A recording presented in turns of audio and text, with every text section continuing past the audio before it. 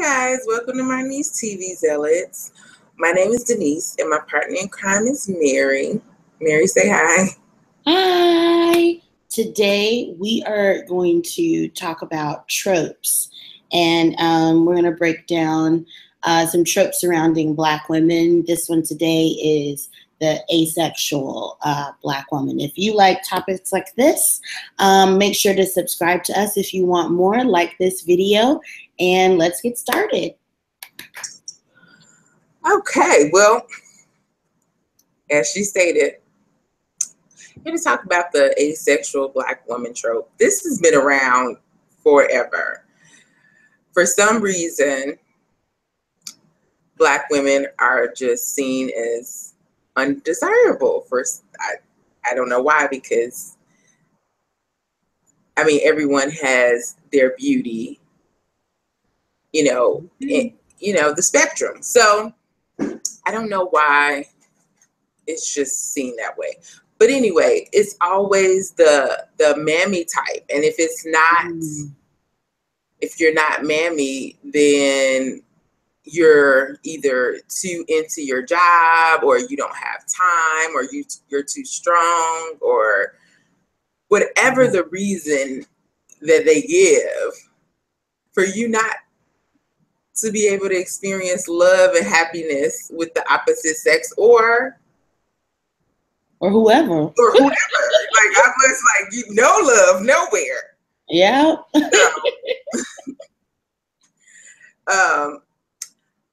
So first off, we'll talk about Mercedes Jones. Now, Mercedes Jones was a character from Glee. And the best character. Let's start there. Okay, she's clowning already. Okay. Yes, no, I agree.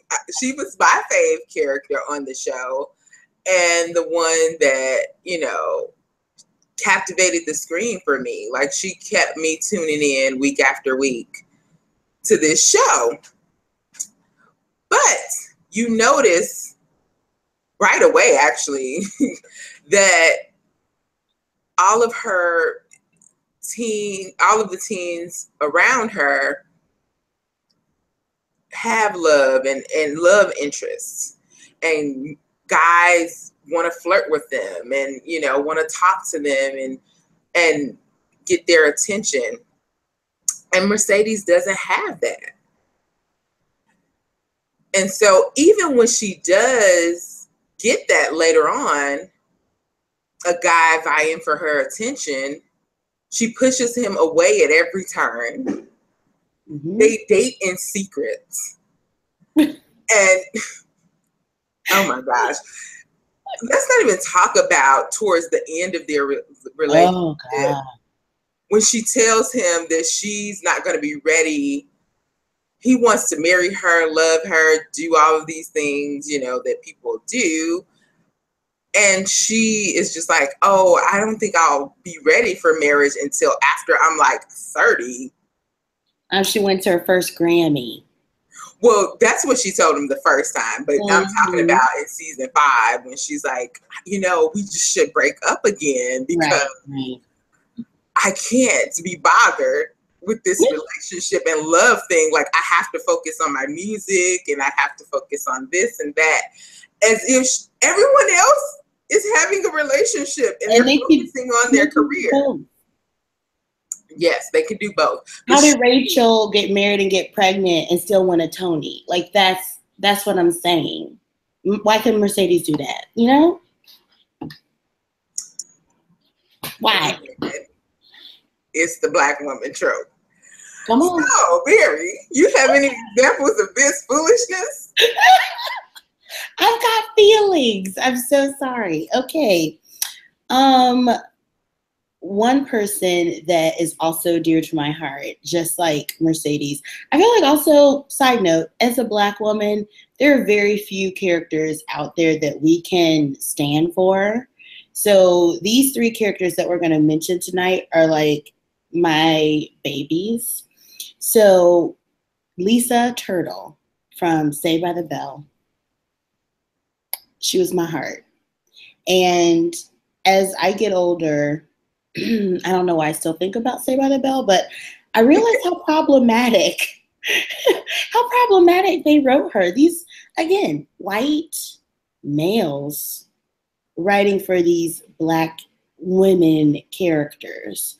So already not a whole lot in common, you know?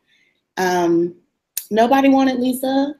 I mean, you got like Slater and Zach fighting over Kelly. I'm like, she's real cute. I'm not gonna lie, I love her too. But like the only person that consistently followed after Lisa sucked. Like he was the worst. Screech was literally the worst. And all she could do was think about shopping. She was one of the most shallow people on the show. And like thinking back on it now, I said, wow, they just didn't know how to write her. So they just didn't write her at all. And just to have her undesirable, but also like not caring that no one really wanted her past. I mean, there were some episodes where a floor lamp could have stood in her place and you wouldn't have known. And the way that the writers treated her was garbage. So Lisa could have done a lot. That's all I'm saying. Oh my gosh, I just thought of another one while I was sitting. Oh yeah. Bonnie Bennett. Oh my God. The Vampire Diaries, another show that I loved. And they mistreated her so royally. Like, I mean, it was terrible. First of all, she had the most amazing chemistry with Damon. And even though I shipped them as friends, I still see why people were pissed that nothing ever happened between them. Although in the books, I did ship them as a couple, which is odd. I don't know. I don't understand myself either. Don't worry. So, no love, first of all. And she is beautiful. Then they stick her with her best friend's younger brother. I was just like, why? Why? She can't even get a man her own age when she does get a man. And then when they do give her a man, she chooses her friends over the man, and all of his feelings don't matter. And well, I don't want to say she totally trashed him, but like, yeah, kind of. And so, like, her friends' needs were more important than her own. Like, they write a lot of Black women just caring and worrying about everyone else except her own self. And then they made her this killer witch. Like, she was bomb, but she only existed to serve the needs of her vampire friends. And it's just, again, and she couldn't have love, because when they eventually gave her love, they killed him, or something happened where she couldn't have it. She couldn't have nice things. Oh man. Here we go. I'm gonna calm down, but yeah. I know you had another one, Mary. Go ahead.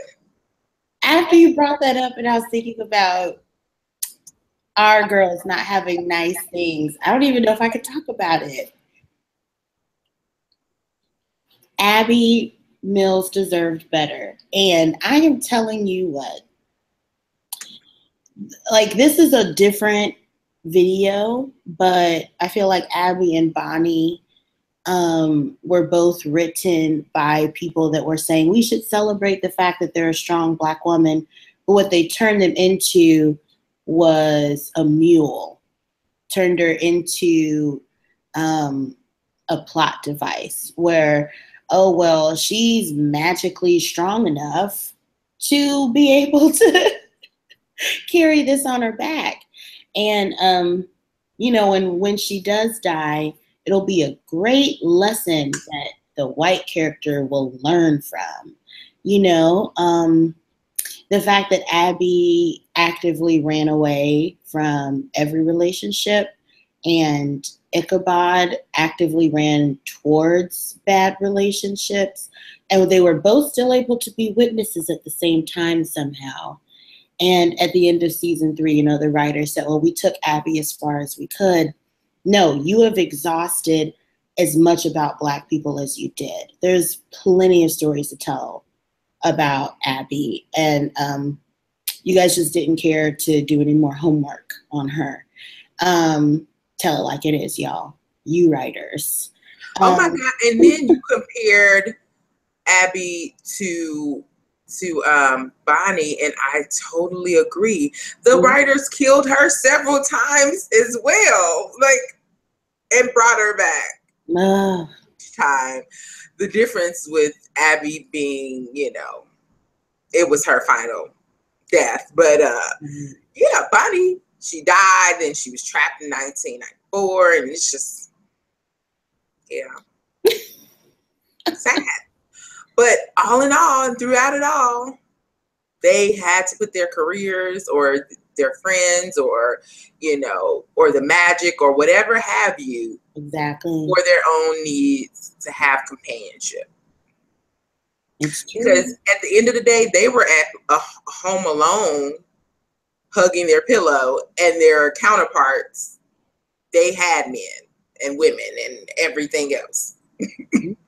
And it apparently didn't matter to any of us to be able to see their home life. We didn't see Mercedes' mother until the last episode of the last season. Just little things like that, you know, that kind of makes me say, wow, do our lives really matter or not? You know? So I hate to leave it on such a sad note. Do you have anything uplifting for us, Denise? Well, no, I don't. I'm gonna say that I, you know, hope and pray that we get some more Black writers, Black female writers, as well as Black men. But definitely somebody who can speak to the experiences for these characters and shed some light onto these issues, you know, and just develop, you know, more, like I said, develop more Black writers and give them more opportunities to write. Because, I mean, we have some amazing, talented Black female writers, as well as Black male writers, but they need, you know, they need opportunities to create things. I agree. But yeah, so that's that. If you like our video, give us a thumbs up. Mary, where can they find you? You know what? The hashtag for these videos is it's a trope. It's a trope. ISSA trope. That's right. It's the trope. So tweet with us. Where can they find you on social media, Mary? I am at Simply the Worst. We'll probably be talking about It's a Trope in the next few days, so look for us over there. Okay. And I'm at Forever Sam Sadies. Thanks for watching, guys, and have a great night. Bye.